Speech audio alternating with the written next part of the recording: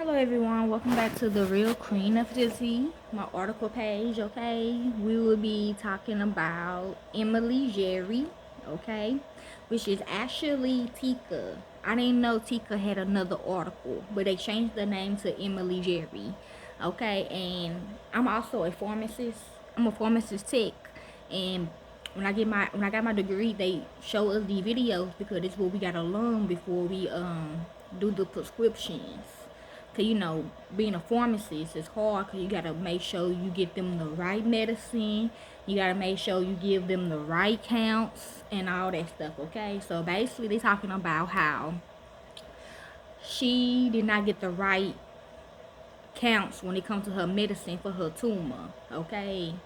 So we feel like this her daddy, this my brother. We feel like that they was trying to say something about they liked it or whatever. They were they medication or whatever. Okay, so yes, and also her daddy, he did die like that as well back in 2007. The pharmacy he went to actually gave him the wrong medicine, and he died from it. But he came back though, and they also try to do me like that too. Okay, so let's begin. It is titled "The Emily Jerry Foundation Story." Okay. Emily was diagnosed with a yolk sac tumor when she was about a year and a half old. What that is a endodermal sinus tumor. It is a member of the germ cell tumor group of cancers. It is most common in testicular tumor in children under 3. Okay. They need surgery and chemotherapy. Okay. It is a malignant primitive germ cell tumor. They are historically similar to the mesenchyma of the primitive yolk sac. Okay, y'all. So let's read it. The tumor was the size of a grapefruit inside her tiny little abdomen. Even though Emily was diagnosed with this frightening form of cancer, her team of doctors and nurses assured me that Emily's cancer was not only treatable, but highly curable.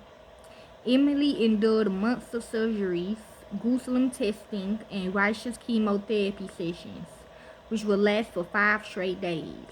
If Emily's blonde ringlets had not fallen out due to the chemotherapy, no one would have been able to tell that she was even sick. She maintained her street disposition and contagious little giggle throughout all of her treatments. Emily loved to play dress-up with her big sister Catherine with all of their princess outfits. Nate, her big brother, would read for her for hours and hours, the same books over and over. How Catherine and Nate adored their little sister Emily. Emily's treatment has been so successful that her last MRI clearly showed that the tumor mysteriously disappeared. In fact, 3 radiologists had to review her MRI films due to the fact that there wasn't even any residual scar tissue left. True. Emily's doctors, well, her heart was left, but yeah. Emily's doctors said it was as if she never had cancer. So like her daddy said, this is like tissues, like the insides and stuff like that. Okay. Regardless, she was scheduled to begin her last chemotherapy session on her second birthday, February the 24th, 2006. That's around the same time of her daddy's. The last treatment was just to be sure that there were no traces of cancer left inside of her little body. We celebrated Emily's second birthday in the hospital. Some of her doctors and nurses had planned a surprise party for her and showered her with gifts, balloons, and the whole works. She had a constant flow of visitors to help with the celebration. After Emily's grandparents left, Nate and Catherine came with me bearing cupcakes for everyone on the floor. I could not think of a better birthday present than being told that this was Emily's last chemotherapy, and she would be coming home cancer-free. Emily will finally be able to live as a normal 2-year-old. Tragically, that never happened. Since February the 26th was Emily's 3rd day of her last chemotherapy treatment, it started out as any typical morning in the hospital. Emily ate her breakfast while watching her favorite Barney episode as doctors and nurses made their morning rounds. I'm hearing food. Emily and her mom took a few laps around the floor with her IV equipment while she paddled her big wheel with all of her might. After playing in the activity room and scrubbing the play kitchen set with the nurse's stash of alcohol swabs, it was time for lunch and an afternoon nap. True, Emily's grandparents stopped by for a brief visit. That was the very last time they ever saw their little Emmy alive. Okay, another picture of my baby, Emily's fatal dose was administered at 4:30 Sunday afternoon. She woke up from her nap very groggy, which was out of her character for her. She kept trying to sit up and asked her mom to hold her in her lap. As she picked her up to cuddle with her, she noticed how her little body was so listless. She kept grabbing her head and moaning that it hurt. Emily spotted her mother's can of Coke that she had on the tray and begged to have a sip. She sipped the rest of the can through the straw in a matter of seconds. She cried for more before she started screaming, "Mommy, my head hurts. My head hurts." The whole time she was screaming, she was holding the side of her little head. Her mother frantically called for the nurses as Emily began profusely vomiting. I was just walking in as the nurses were grabbing her from her mom's arms. Emily went completely limp and the nurses began to resuscitate her. Within seconds, there were doctors and nurses everywhere. Emmy was rushed to the intensive care unit as the team was urgently attempting to find out what could possibly be going so very wrong. A fight, broke out. Within the hour, my precious daughter Emily was on life support. We had Emily's little hand and ran along beside her bed as she rushed to have CT scans and other tests to determine the extent of damage to her brain.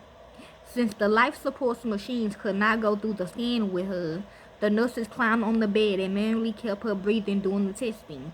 It was so surreal to have this happening and still no answers as to why Emily was dying. This couldn't really be happening.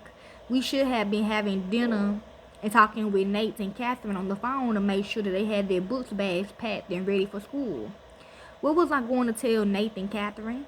The last time they saw their little sister alive was on her birthday, February the 24th. They were not allowed to visit on the weekend due to the cold and flu policy. What a joke.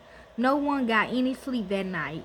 We sat on Emmy's bed holding her hands and kissing her little toes as the machines kept her body alive, hoping that we would wake up and this terrible nightmare would be over. It never ended. It just got worse. The next morning, the room was filled with strangers, horror-filled faces that we were told of how my little angel, Emily, wound up brain dead and on life support. Her mom and I were told that even though she was still being kept alive by life support, Emily was essentially dead due to the massive brain damage she had incurred. Our Emily was killed by an overdose of sodium chloride in her chemotherapy IV bag. Another picture of her. I'm hearing yes. Wednesday, March the 1st was supposed to be a day of celebration. Before entering the hospital, we had planned a belated birthday and a cancer-free party for our Emily. Instead, our little Emily was delivered to the Cuyahoga County morgue. My family had been completely destroyed by the preventable and tragic death of sweet little Emily. A pharmacy technician had been working for the hospital for quite a number of years, decided not to lose a standard prepared bag of sodium chloride solution with less than 1% of sodium chloride solution. See, that for some of you others that trying to be a pharmacist, okay? Pay attention to that stuff, okay? For some of you others. And pay attention when you go to the doctor, when you go to the pharmacy, if you get medicine or whatever, make sure you pay attention to that, okay? No, you shouldn't, but I mean, if it like some serious drugs, then no, okay?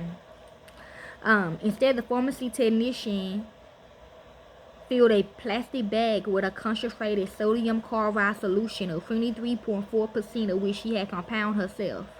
When the pharmacy board investigators and other officials investigating Emily's death asked the technician why she had made this outrageous error, she replied that she did not know.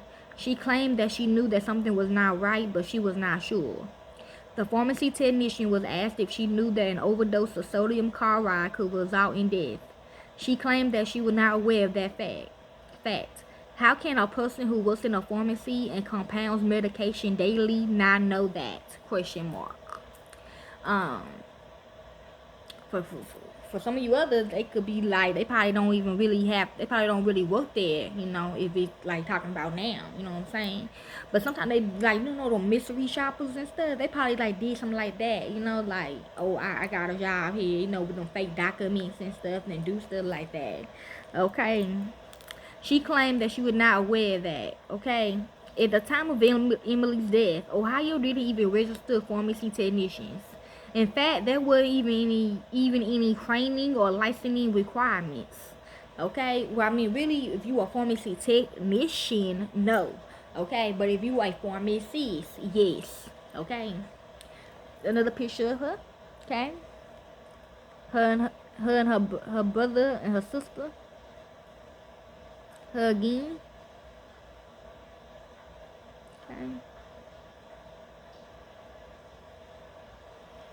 And that's basically it. And yes, I will put some other clips in the description box that y'all can watch, okay? You can also watch my pharmacy page, because I got a pharmacy page. And I also train students as well. I got a lot of students. They are pharmacy technicians, okay? Yeah, some of them about to become real pharmacists, though. Like, real pharmacists, okay? And I'm not saying the pharmacist for real. But I'm just a pharmacy technician, okay? But I know my ex-husband Michael, he was a pharmacist. So yes, okay. But yes, I got some videos y'all can watch. Y'all want that, okay? That's for you, the one that wanna, you know, job as a physician, technician, a pharmacist, okay? So hopefully y'all enjoy this. Peace. And yeah, I'm gonna put the story of Emily in there too.